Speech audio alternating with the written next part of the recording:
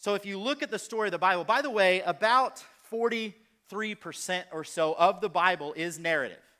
43%, okay?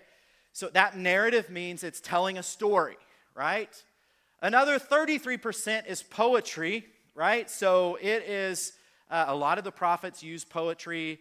And then about 24% or so, and I think you can check my math there, about 24% of the Bible is actual prose where it's like Romans or Ephesians, where it's kind of teaching certain truths.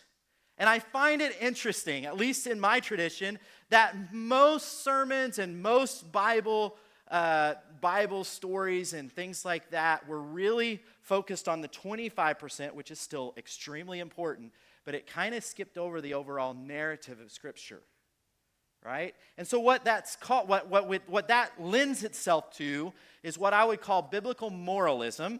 All right, so if you're tracking with me, biblical moralism is again, we have morals that are biblical, right?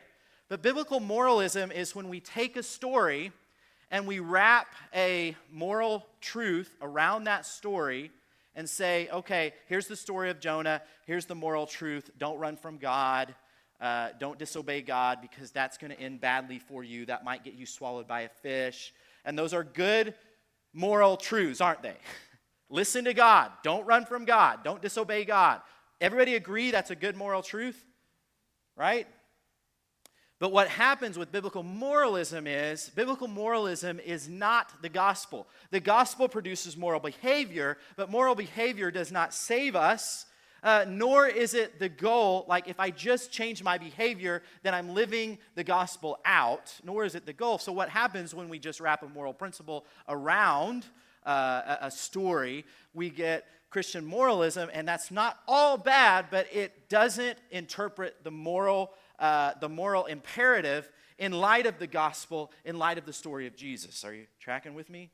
And I think Jonah is really easy to do this with. Like we look at Jonah and we see him kind of as the anti-hero or the person that we should learn like not to be like, right? So I'm not going to run from God. I'm not going to like this. I need to have a bad attitude toward people. And we go about trying to modify our behavior in order to not be like Jonah.